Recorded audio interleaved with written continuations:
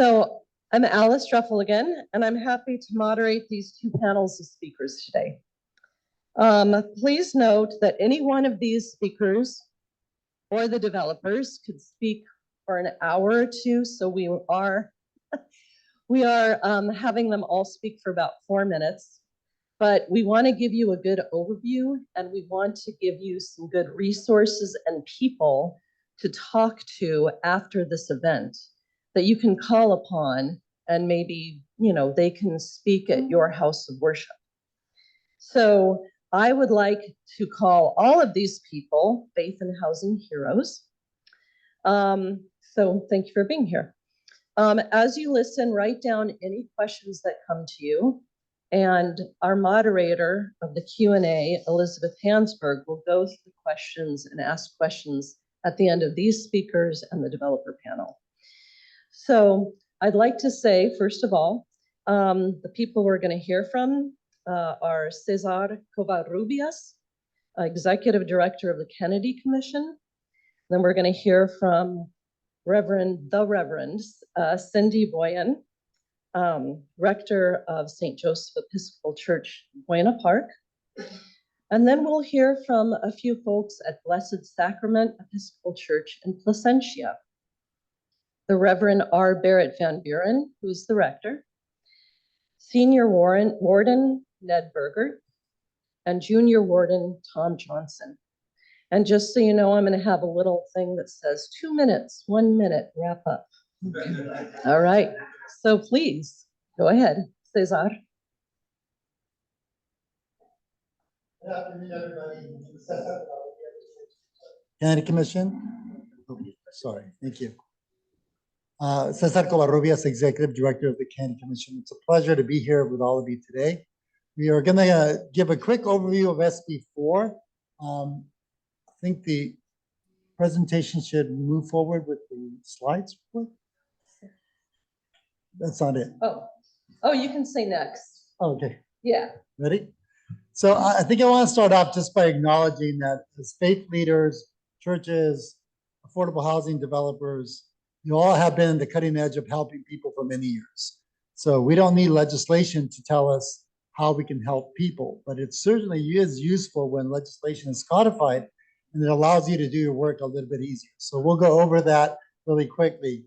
I want to give you a quick overview of SB4. SB4 is new legislation that was just signed by the governor and became in effect this January that would allow for development of housing in areas where they're not permitted before. So we know that faith-based groups, nonprofits have a long history of partnering together to create affordable housing. We also know that a lot of organizations may have excess land that may not be used to its full potential, and we want to repurpose that. Next slide. I'm sorry, I can't see where we're at. Issues preventing housing.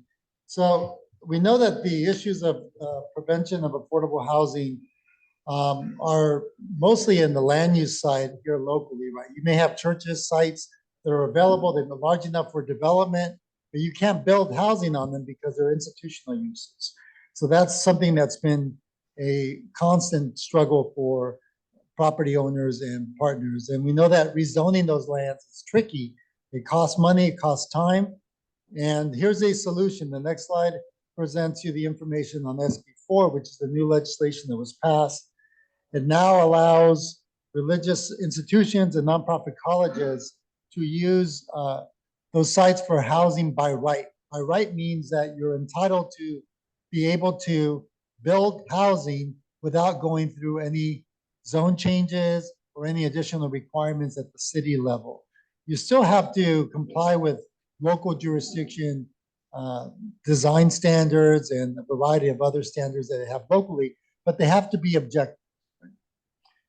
So with the introduction of SB4, now there is a possibility of over 171,000 acres of land in California that could open up for development. Next slide. Through SB4, you also have the ability to not only look at, as I mentioned, religious sites, but also community college sites that are nonprofits. And there's a variety of other waivers of requirements such as Environmental Quality Act reviews that sometimes are stumbling blocks for developments here. In order for you to be able to meet those requirements and get those exemptions and the by right development, you have to have a parcel where housing units will be located within 1,200 feet of sites that are currently or formerly involved in any sort of industrial use. So you cannot have those close to those sensitive uses, right? You also have to be at least 160 feet away from those sites that are involved in what's called Title V industrial reuse. Housing also cannot be located within 3,200 feet of natural gas or refinery. So a lot of these are environmental constraints that you would have with other developments. So we know that this is going to streamline development, but there is also some safeguards for safety. Next slide. The information that we provide is pretty basic, but there is more detail to that. We're also available for any information you may want to pursue on this. My partner, Julian, will be able to hand out some flyers with more information on the basics of SB4, but also some additional resources by contacting us. And here's the information. Next slides were pictures of the affordable housing that's been developed already without SB2. You can quickly go through those, but our presenters will be able to elaborate more on them. We already have been doing housing on former church sites, and that's the innovation of the affordable housing industry and partnerships.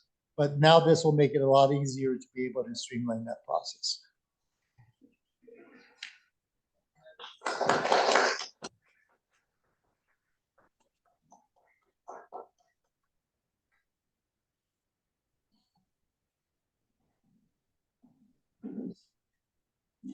St. Joseph's Church got its original plot of land, 5 acres, in the late 1950s, when Episcopal churches in suburbia typically started modestly, first worshiping in an all-purpose building, but hoping to expand and build a more stately sanctuary and add a K-8 school.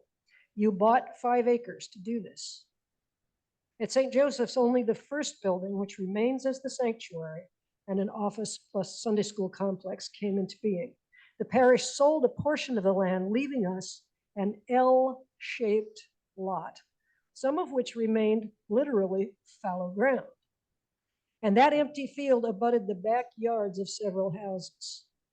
The people of St. Joseph's longed to put the land to holy use, and at one point engaged Habitat for Humanity in hopes that they could build single-family homes on the available portion. These plans progressed, but fell victim to extreme NIMBYism. The complaint was, we don't want those people living next to us. In our diocese, we're blessed to have operating a 100-year-old nonprofit called Episcopal Communities and Services, which I believe was originally established to provide housing for clergy widows. And it grew to build and oversee quality retirement communities in our region. My clergy predecessor and a committee of St. Joseph's laypeople, working together with ECS, began a relationship with the nonprofit National Community Renaissance, National CORE for short.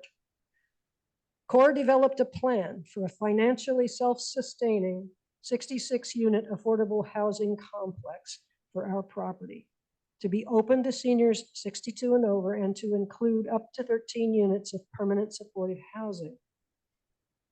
Together, CORE and ECS sponsored community meetings to inform and mollify our neighbors. And CORE shepherded the project through city approvals and the crucial gathering of funds. St. Joseph's people attended 1 planning commission and 2 council meetings, giving prepared talks for which CORE had coached us. We negotiated a 90-year ground lease with CORE, which binds any successors to CORE to the intent of the project. As part of the deal, CORE rebuilt our displaced community orchard, planting 34 new, much healthier trees in newly prepared ground. And we are receiving some compensation for loss of revenue just until the ground lease payments commence because our barn and some rental parking space had to be demolished and subsumed under the new project. It all came together for a start time late last spring.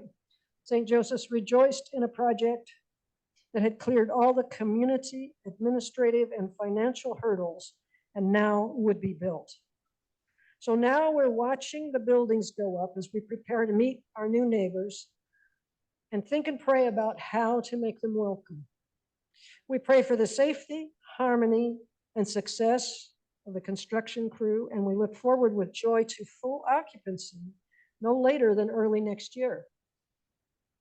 To all religious organizations contemplating a housing project, I recommend prayerful discernment, the full participation of your faith community, an accurate assessment of the impact on your congregation and campus, reliance upon heads wiser than your own where available, and faith that God will bring about a good thing right where you are.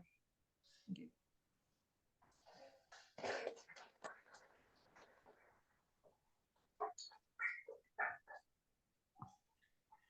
You're now going to have an opportunity for 12 minutes with Blessed Sacrament. I'm Father Barrett Van Buren, and this is Ned Bergert, our senior warden, who is going to be sharing how it all began. I'm going to explain the whole process of what it took to get where we started the building process. And then we have Tom. Tom here will go ahead and share with you, he's our junior warden, exactly what it took for the whole building process. So we'll begin with Ned. Thank you, Father Barrett. Being a good listener, good person, I go back to my undergraduate, which I got St. Ambrose University at Davenport, Iowa. And Father Bill Dunn gave me these words of wisdom way back when. To create anything, your consciousness must pass through three phases. Move down from the spiritual as inspiration and occurring in your mind as a concept and pictures. Moving from your mind as motivation and occurring in your body as results and form. Moving up from your body as completion and being experienced again in the spirit as renewal. These 3 points inspired the vestry and the leadership of Blessed Sacrament to take a hard look at how we were being good stewards of our land. We sit on 3.8 acres of land in North Orange County in Placentia. As we discussed, we needed to improve our stewardship of the resources the Creator had given us. And ideas that were thrown out there was to build a cell tower, to lease the land, to do community gardens, put up small houses. 25 years ago this year, we put a preschool on our campus that now services 70 children from our community. Then in November of 2016, we were contacted by Urban Senior Housing, a Berkshire Hathaway unit, which is a for-profit company, about building senior housings on our campus. They were in the process of building a retreat center for the Brothers of St. Patrick in Midway City. And we sat down and talked about it and went up to the bishop and the bishop's office and talked to them about the idea. And they said, well, wait a minute, let's look at this different. Let's see if we can find a nonprofit building to do that. People who maybe won't sell the units from out from under you. This is the one thing after we read the contract, after 6 months, Berkshire Hathaway, this urban senior housing, could have sold the land lease to another company or another entity. So with the help of Episcopal Community Services, which Cindy mentioned, we went through the process of interviewing different developers.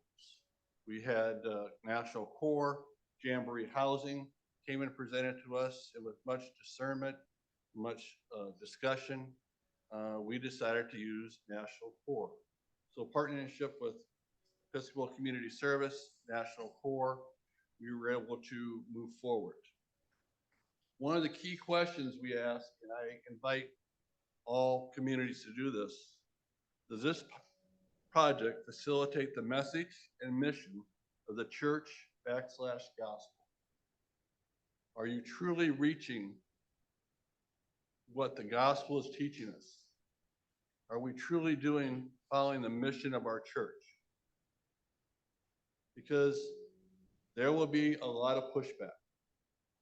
When we move forward with this, we had members tell us the only reason we were doing it is because we were doing it for the money.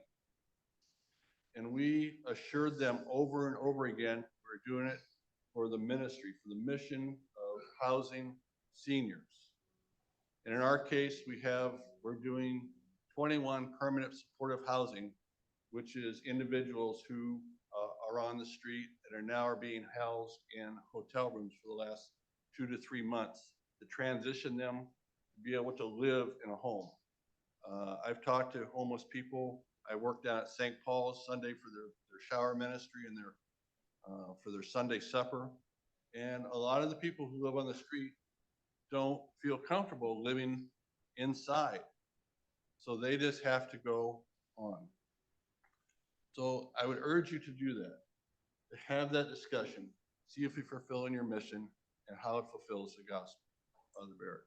Thank you, Ned, so much. If it wasn't for Ned, we wouldn't be where we are today. And it all started with us having communication.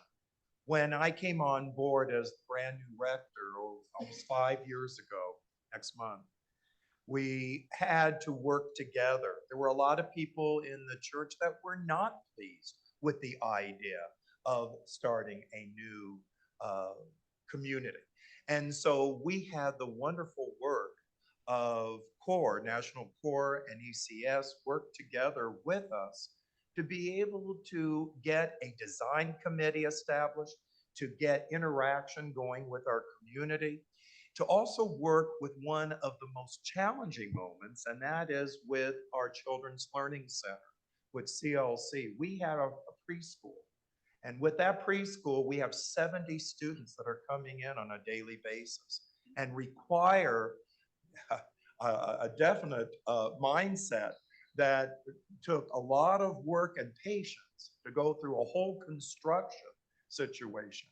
And for National CORE, it was the first to have a preschool right in the center of a construction zone. So a lot of work had to be done to work with the rules and regulations. We all worked together and we interconnected, and we did that through various meetings, lots of great communication, where we had the work of also our vestry involved, as well as everyone involved to make it happen. It took a lot of prayer, praise, and peace, because there were a lot of people that had a difficult time saying goodbye to the land that was around them. We're ending up talking about 41.5% of our land is dedicated to this project. And so it is a ministry. It's not just a project, it's a ministry. And so we had to all come together to realize what this meant. And so we said goodbye to all the land and saying hello to what God has in store. So it's also open hearts and discernment that it took to make things happen. We had to really work together, and we did, including with the neighborhood. We were very active with the neighborhood. In fact, the neighborhood had to go ahead and share their viewpoints, and National CORE was so awesome with the architectural firm. They went ahead and they redesigned meeting the specifications of the neighbors. And then they came back with a new proposal, and everyone seemed pretty much on board. But what's exciting is that it was all then started and built, and that's where Tom Johnson comes in, our junior warden. Tom. I'm going to touch base on about 5 things that each one of you, if you have the land, if you have that one, which one? Need to have in the back of your mind. The community that surrounds your church. the community within your church. There will be problems from both sides. Not everybody in the congregation is going to be thrilled about what has happened. Something's going to go away. Something new is going to be built. There were many meetings when Carol Ann and I came 5 years ago to Blessed Sacrament with the community.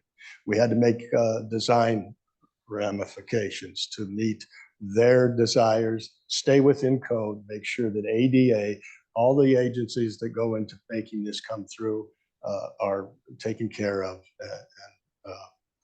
and we're on track. The biggest thing I would say is if you go down this road, it is critical who you pick to do the work. There are a number of groups that do this sort of thing. Ned named a couple. I come with a construction background, reprographics background, etc. I had dealt with some of these people in the past. It was fortunate that I was there. I feel like God had sent my wife and I there. But the relationship that you establish with the builder, with, in our case, it was National Corps. It was a nightmare of a construction job. The children, 70 children, the amount of fencing that had to be put up, taken down, moved here, moved there, the amount of in and out of traffic, parents complaining about the safety of the children, the smoking that happens on a construction site, the trash, etc. All of those things are going to raise the hair on the back of the congregants and the parents and the neighbors.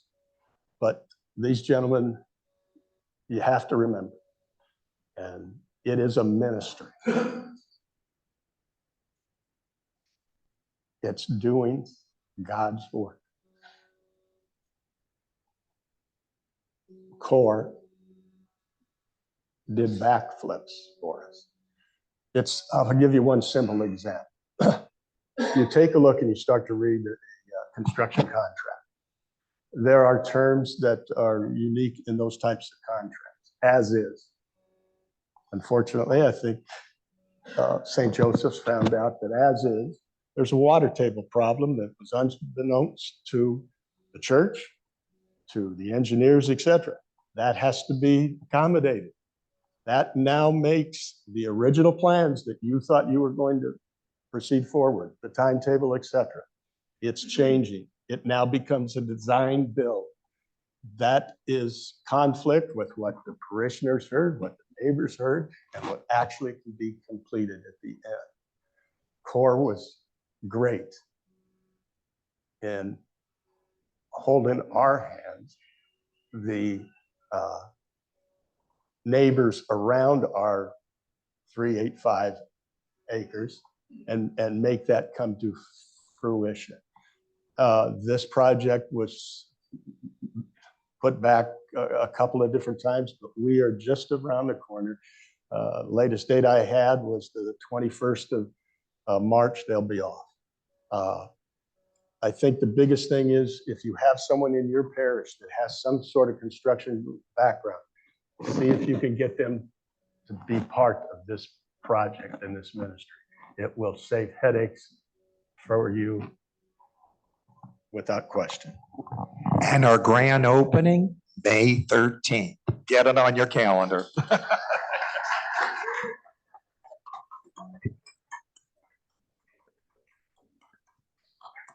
Thank you so much.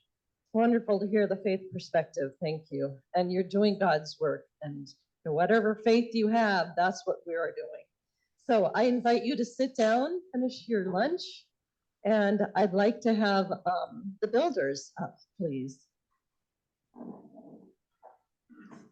And our builders are Alexa Washburn. She is from Planning and Acquisitions with the National Corps Renaissance. That's National Corps that was mentioned several times. Alexa is from National Corps. Michael Massey, Chief Development Officer with Jamboree Housing that was mentioned. Todd Cottle, who is the principal with CNC Development, and Ed Holder, who is the VP of Real Estate Development from Mercy Housing. So we're happy to have you, and you can speak in order, and make sure that when you speak into the microphone, you can even put it closer to you so people on Zoom can hear. Thank you. Sure. Well, good afternoon. Again, my name is Alexa Washburn. I'm Senior Vice President at National Community Renaissance, and most people call us National Core, or Core for short. And we are blessed to be the developer partner for Blessed Sacrament Church, as well as St. Joseph's Episcopal Church, who you just heard from on the faith panel. That's 2 of 7 church partnerships that we have underway here in Southern California. And so in the short time that I have today, what I wanted to share with you is some of what I feel are key attributes to a successful partnership, which have turned into what I would call best practices that I'd like to share. And first being that selecting a developer partner that shares your congregation's priorities. As explained in the previous panel, is majority of our church partners went through a competitive process where they selected us as their developer partner because of our mission alignment and our shared priorities. And a real example of that shows in many different ways, but I believe it's that shared mission that has made our partnership successful. One example with Blessed Sacrament Church, they had mentioned that we shared their priority. We heard them in terms of their design. When they had been approached by the original developer, that developer had proposed a design that did not place the sanctuary as the central focus. We heard early on from the church that was a priority for them to have that sanctuary remain the central focus of what will be an integrated campus with the preschool, with the church and the ministry, as well as now the senior affordable housing community nestled on campus. So we were able to work with them to ensure that the sanctuary remained the central focus and nestled the senior affordable housing community between 2 buildings around them. Another way that shared priorities comes into play is even when we're structuring the financial portion of the project, in that many of our faith-based partners wanted to remain owners of the land. And so we entered into long-term ground leases. But we also listened to them in terms of their priorities of, did they want a sustainable, reoccurring revenue source in terms of a long-term annual ground lease payment, or was their need or priority for some upfront payment? Maybe they had some capital improvements that they needed to do on their campus, such as replace a roof or such. And so being able to listen to, again, what the churches and congregations' priorities are and how we can meet those by structuring the financial portion of the project.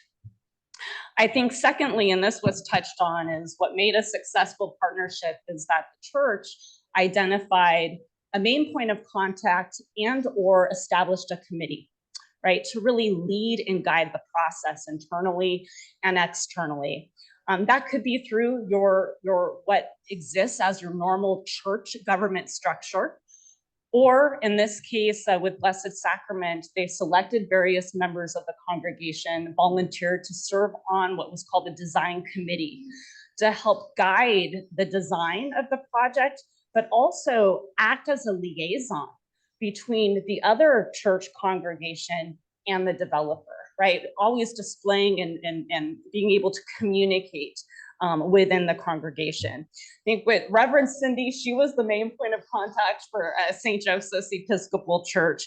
But I wanted to point out Doug Gillen, who is here today, with Santa Ana United Methodist Church, who was my main point of contact, had a construction background similar to Tom that really led that redevelopment process of what is Legacy Square in downtown Santa Ana. And then lastly, I know I'm wrapping it up, is the community outreach piece. is ensuring that there is a robust, multi-tiered community outreach and engagement program starting internally within the church, right?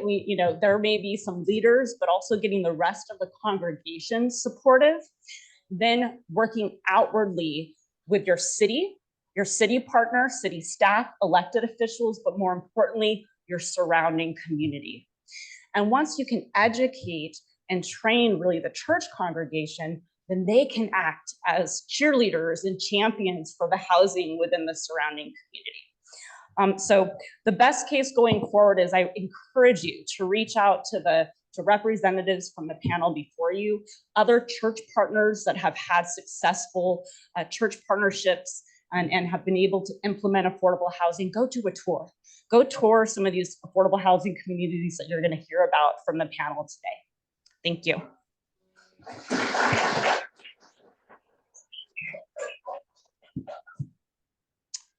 Good afternoon.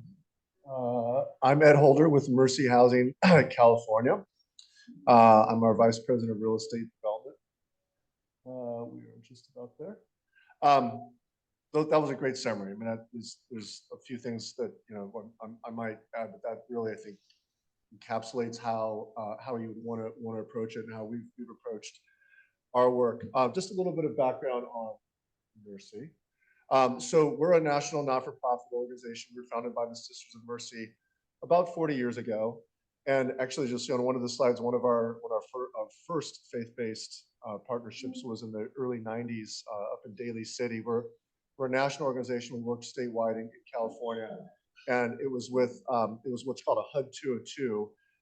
And the cost per unit, for those of you who are just interested in history, the cost per unit was $80,000 for the entire unit. So just for a little house, you could pay for a bedroom and like maybe half of a bathroom right now. But the challenge, I think one of the biggest challenges that we face right now at this moment is around funding. And this is a great time to be planning what we're doing, but I just, in your role and work as faith leaders, I just would put a plug in for the reality of the state budget situation right now, which is pretty dire for new construction. I just have to say that this is a great time to be planning, but the budget as it stands right now pretty much guts new construction for at least this year and maybe next year, and it's even clawing back to some older projects. So this is not a scare tactic, but it is a look. This is a great time to be planning, but also call your local representatives to underscore the importance of new production in your community, because ironically, we've never been at an easier, I say easier, none of this is easy, but relatively speaking, an easier time getting new housing approved between SB4 and some other state expediting measures.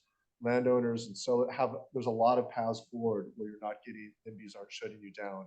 But the challenge is we've arguably not had a more challenging state budget situation, at least not since redevelopment went away, for those of you who tracked that more than 10 years ago. So anyway, moving on. So Mercy Housing, national organization, secular despite our founding, and a lot of history of partnering with faith organizations and cities and counties around the state. If we can move to the currently owned and managed. Thank you.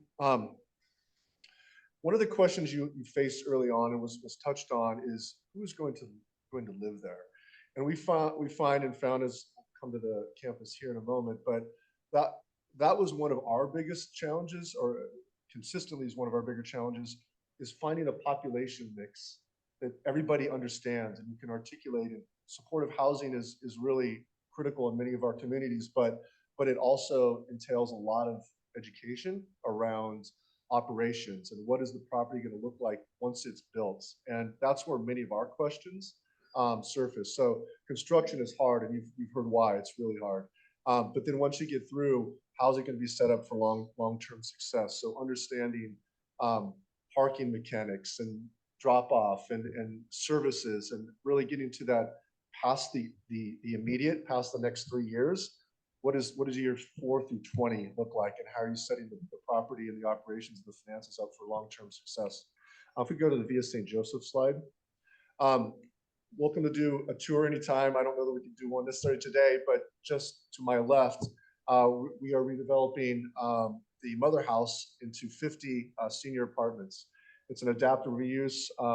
Those are always, challenging, and so much communication. And thanks to Sister Diane and the sister community here, and more broadly, navigating many of the logistics around parking, et cetera, and switchgear, electrical delays. I mean, nothing goes as you plan, right? That's one thing to know. Nothing will go as you plan. So that partnership and communication is really, really critical, and has led to what will be 50 beautiful new homes finished in the next several months. And then last slide, or that one. Just to touch on, there's a variety of ways that you can partner, right? Might have excess land. We've bought land, from churches that were looking to relocate just completely and move to a different setting. Long-term ground leases, which we've done in a number of settings, but with a community in Colma up in the Bay Area, with the Archdiocese up there, long-term ground lease, so that the Archdiocese maintains ownership. Can create some challenges with some of our funders, but we can work through that. So we know that ownership is often one of the more critical elements. So I think defining what your goals are from the beginning, and being really clear on those goals, and trying to simplify them, and being clear with your partners about the approval process. That's one of the, in terms of places where we've gotten tripped up before and things get slowed down. What are the levels of approval? Because sometimes it can get quite complicated. So being clear on what those steps are is really helpful.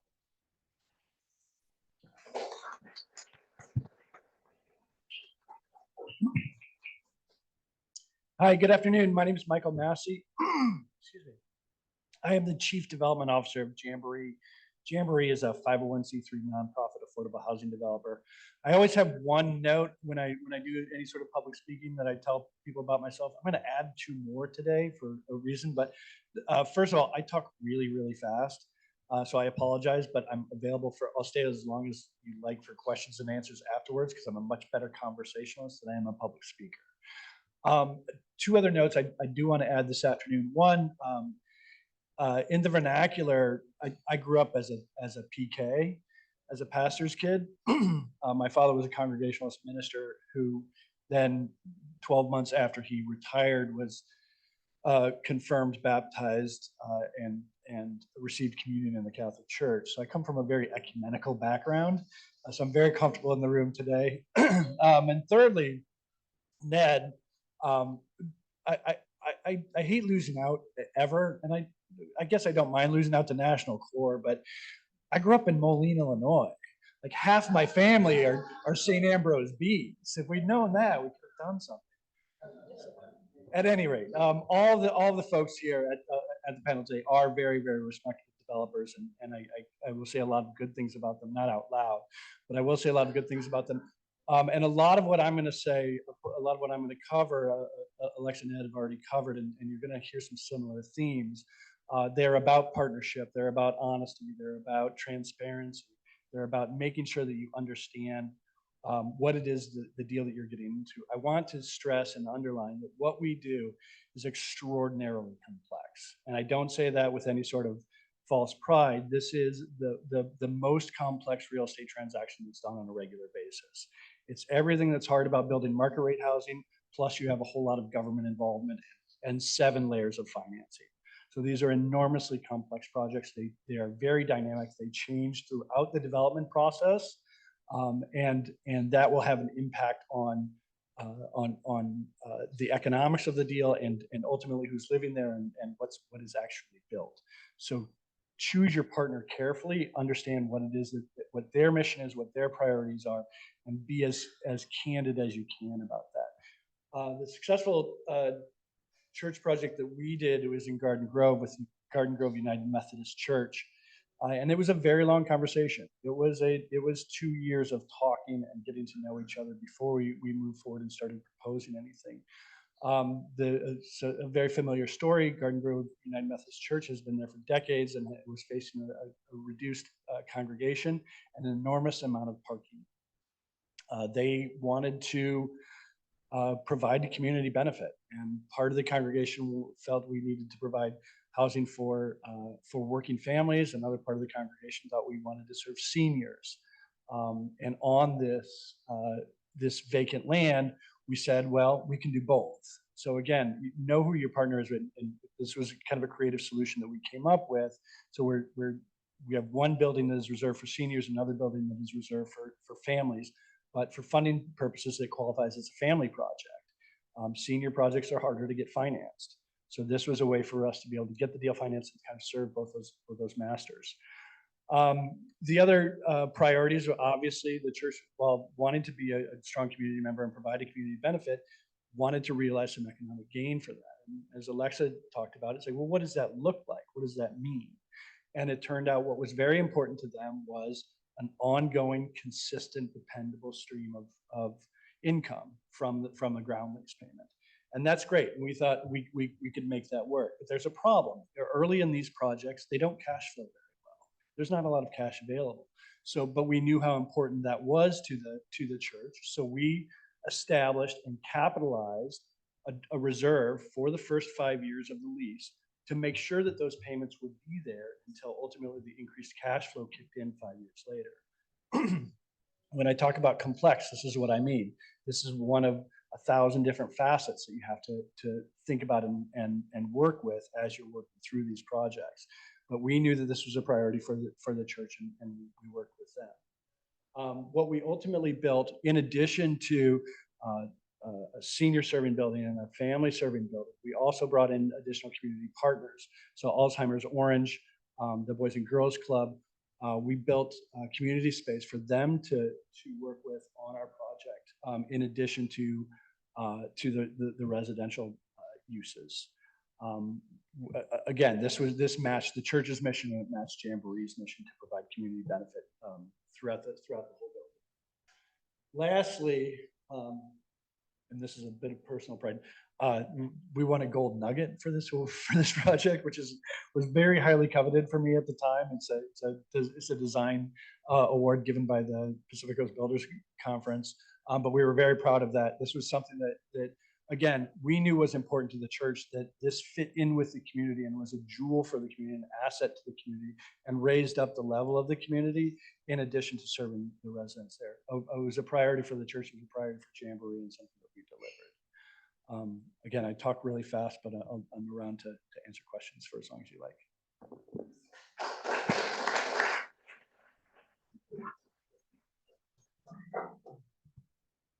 Good afternoon. My name is Todd Cottle. I'm a principal with CNC Development. Appreciate being included today. CNC Development, and I'm going to, like Michael, probably go pretty quick. I have a few more slides to make sure I get through them.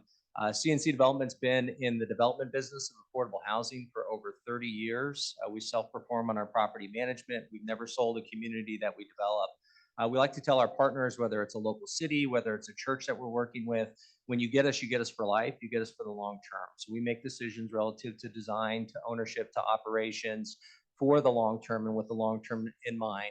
You could move on to the next slide, please. And the slide after that, please. CNC Development's been developing in the city of Orange, almost going back to our inception. And because we are here in the city of Orange, we're going to talk briefly about two projects that we're doing in conjunction, or have done in conjunction with local churches. If you could move on next, please.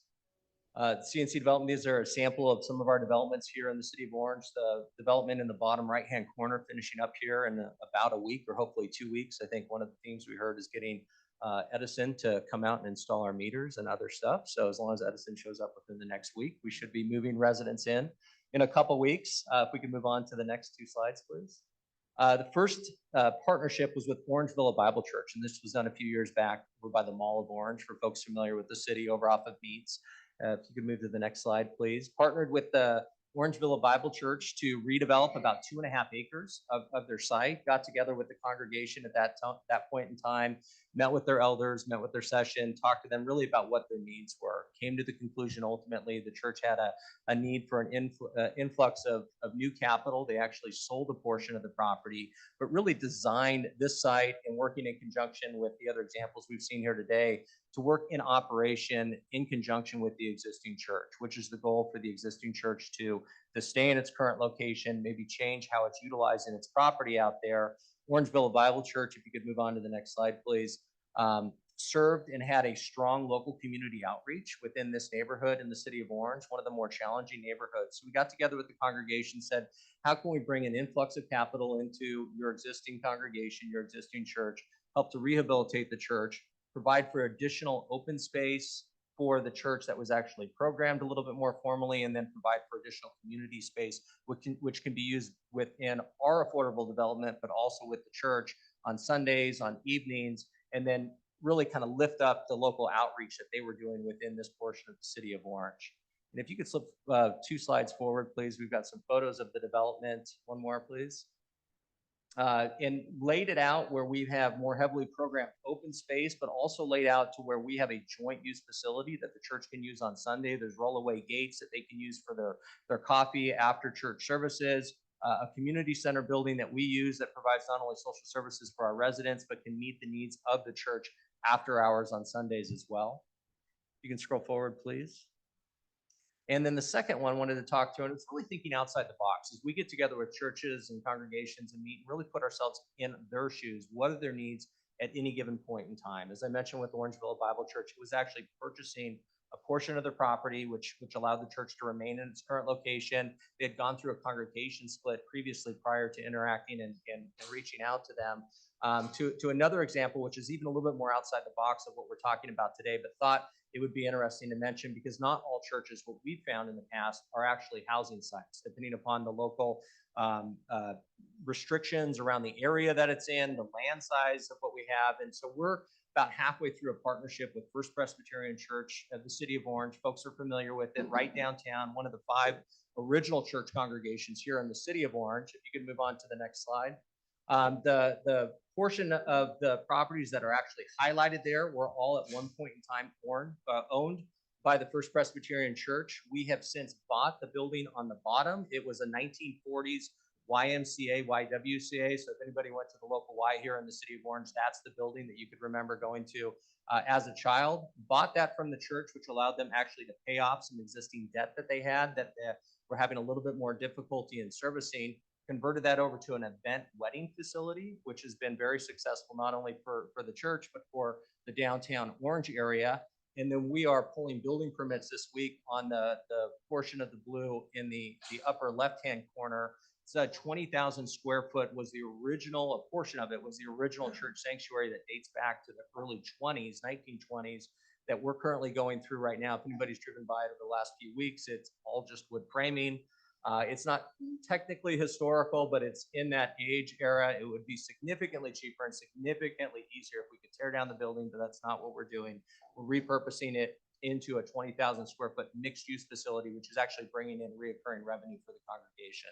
So, and this is really just highlighting, housing's not a fit, although housing's our goal and housing's everybody's up here goal, but it's really trying to come up with creative solutions to meet the needs of the local congregation and the local church. If you could just scroll through the next few slides briefly. This is the building that's being repurposed into mixed use. The next 2 slides after this.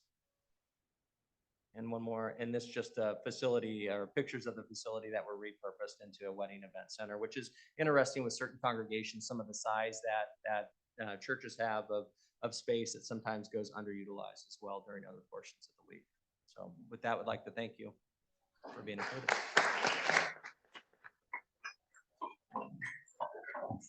All right, thank you so much. Can we have the other speakers up, including Cesar? We have shares for the Q&A.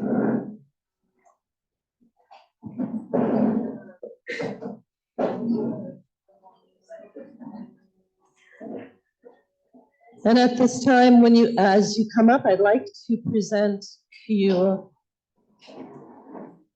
Elizabeth Hansberg from People for Housing. And along with Elizabeth, Cesar, and Lisa Serna, they were like the subcommittee that planned this event, which is great.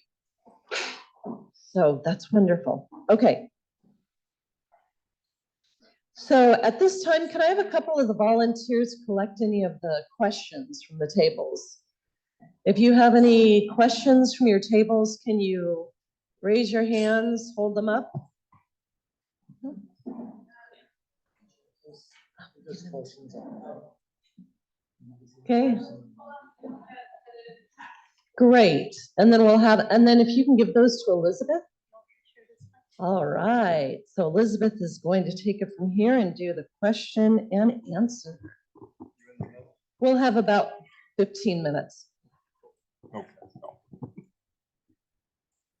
Good afternoon, everybody. I'm Elizabeth with People for Housing.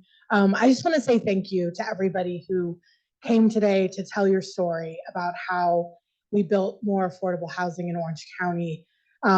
It's daunting. There's no question that these are big problems, excuse me, that we're trying to solve.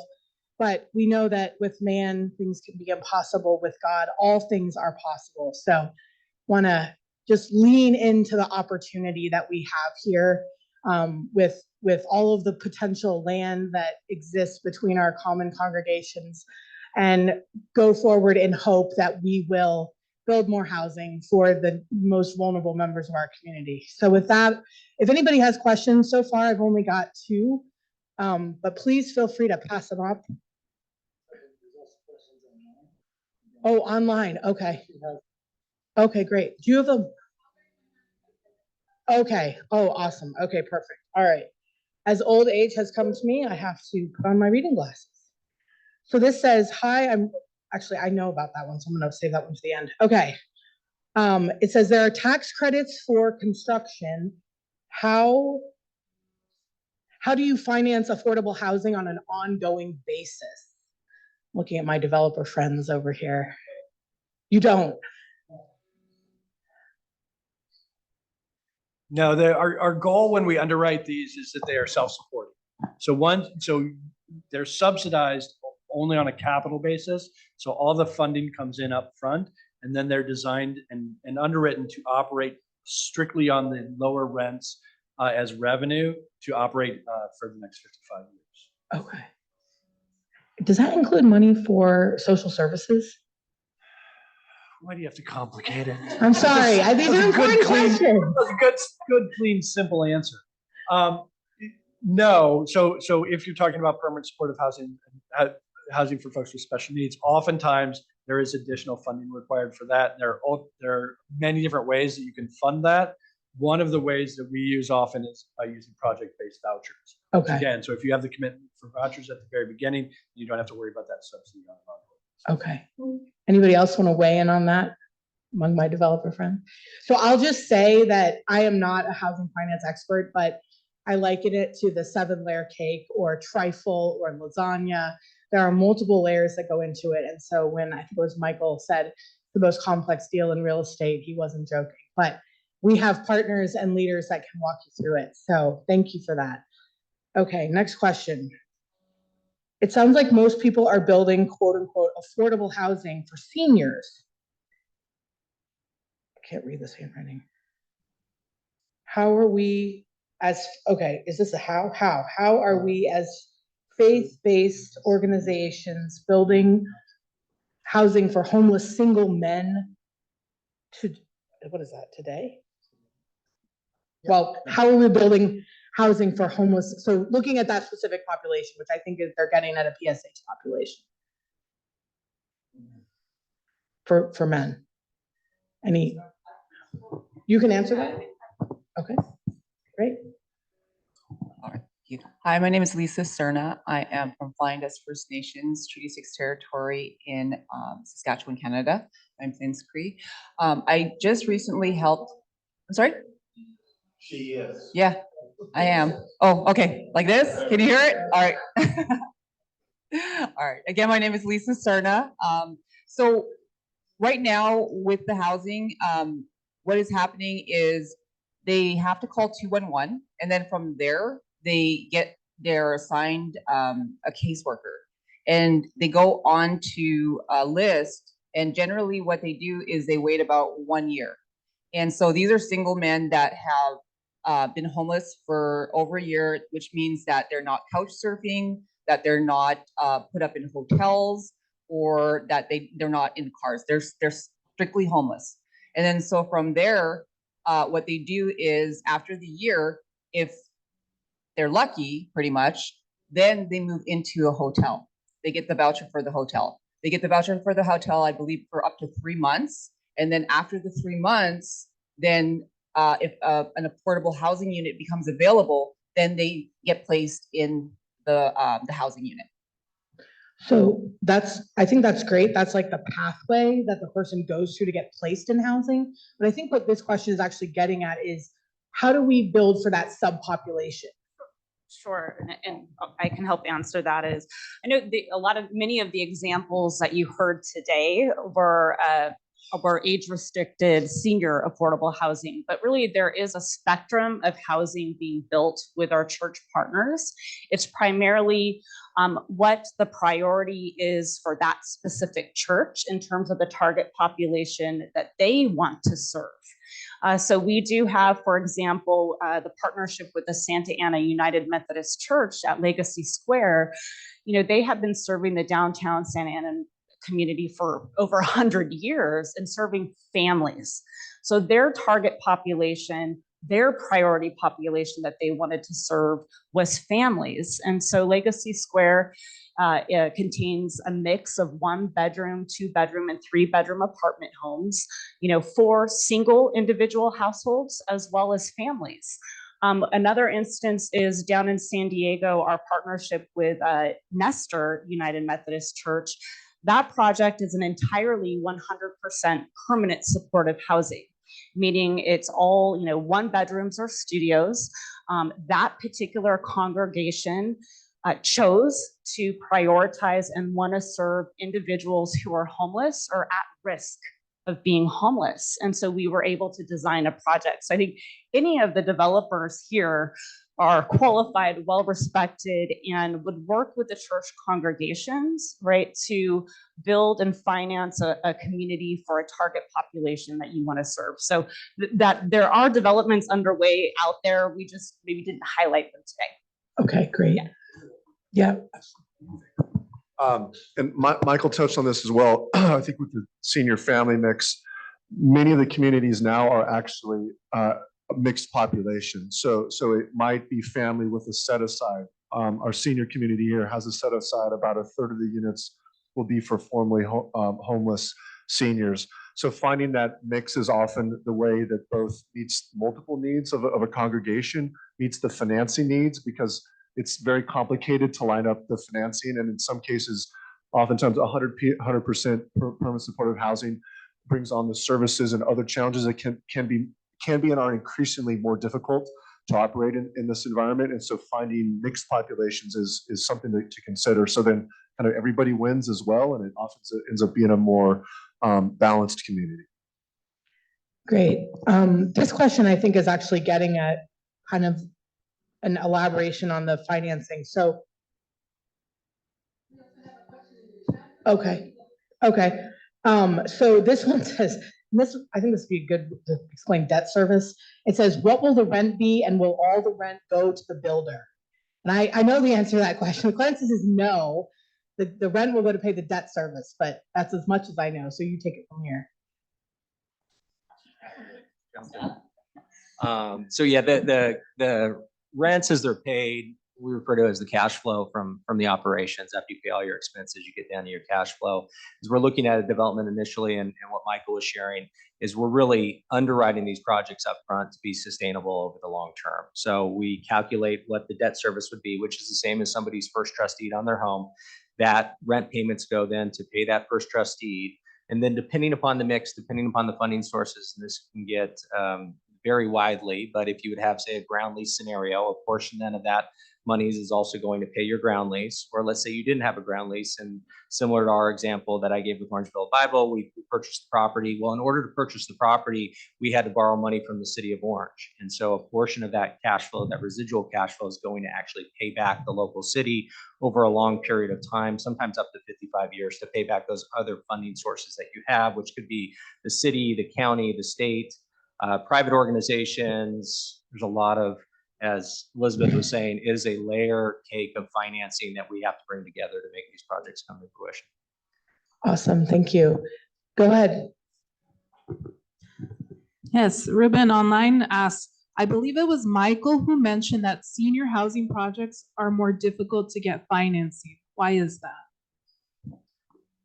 Because more cities would rather house seniors than pay for parks and schools and libraries for kids to use, is the short and cynical answer. It's easy. It's politically easier to get senior housing built. So the funding sources prioritize family housing. Each of the funding sources has various priorities that they want to serve. Sometimes it's families, sometimes it's people coming from homelessness, sometimes it's certain geographic areas. But there are priorities, and all the funding sources we have to compete for. These are scarce resources that we apply for and compete for against each other. Yeah. And every other project in California or in the county. So each of the funding sources sets their priorities. Oftentimes, because cities will support the development of senior housing, then the state funding sources or federal funding sources say, okay, then we have to prioritize family housing. So it's constantly weighing those different priorities of all the different funding sources. And with this layer cake, each of these 7 layers, we have to make sure each of those 7 work together. And oftentimes they have competing requirements and restrictions. And balancing that is why this is very complex. And then last one that I have in my hand before I think somebody wants to share an event.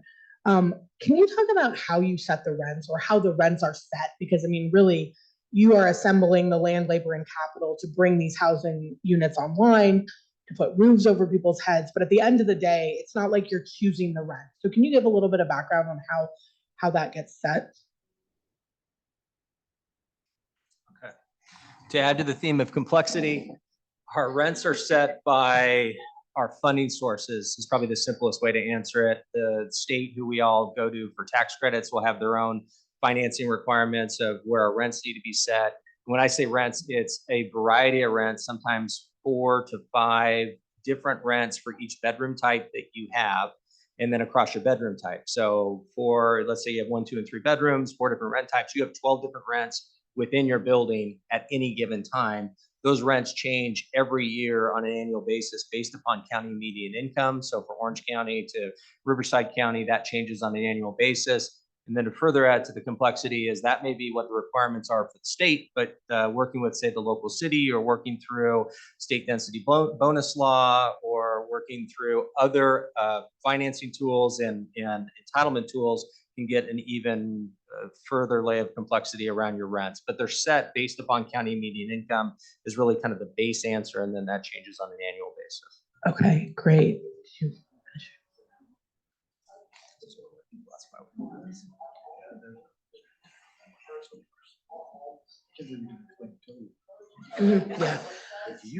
So we had one last question. So she's asking, I think, and it's hard for me to, because I know the answer, so I wanted to say it, but so the question is, when you build your apartment buildings, are all the units below market rate, right? Are they all affordable versus, I think, other types of development that have like a percentage? In theory, no. You can do mixed income. And in fact, the low-income housing tax credit program was designed to do that, and a lot of the other funding sources were. In practice, it's very difficult to do market rate housing mixed with affordable housing for a number of reasons, but we're certainly open to doing that. And I think, quite frankly, in the future, that will be the future of affordable housing, is mixed income. Okay. Awesome. And I guess we have one more from the chat. Yes. Pat asked, are there any restrictions in SB4 as to the level of affordability required and requirements for how long sustained?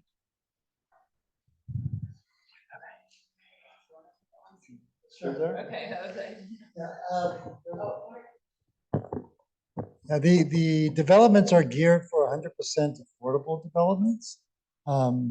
And so the affordability will be at low and very low. And just to define that in Orange County, that's probably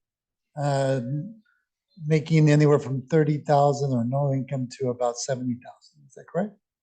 For family of 4. For family of 4. Okay, I think that's actually a great segue, because the real question here is, how do we move it forward? We've had a conversation. We know it's hard to do. We're hoping that there's still interest in moving this forward. So for next steps, we're going to turn it over to Cesar. Sorry, give it back. Oh, actually, here. Great. Well, thank you, everybody, for participating and making contributions to this great discussion. I think our intent was to ensure we had a forum where we could provide partnerships and some answers as to how to get started. But we had a lot of great information today about where to start those conversations. And that's what it has to be, a conversation where you talk to your community, you talk to your congregation, make decisions on assets, and then find those partnerships and start asking those questions. I think a lot of us here in the room are available for you to be able to have that initial dialogue. Elizabeth is a good source. The County Commission is a good source. The developers are a good source. Other organizations, other congregations that have gone through this process are an excellent source. If you need more information than that, or you need some guidance or technical support, you can also come to us and we'll be able to connect you with partners who may have architects, partners who may have development partners, to answer those specific questions, because not every parcel, not every property is the same, and there's going to be constraints. There's going to be, even though we have by right development, everybody thinks that means that we're going to be able to do whatever we want. It doesn't mean that. It means that you have an ability to move forward quicker and through a process that should be less restrictive, but there's always going to be challenges. And that's why you need these great partners that are going to be able to help you and be there for the short term and the long term. Anything else? Yeah.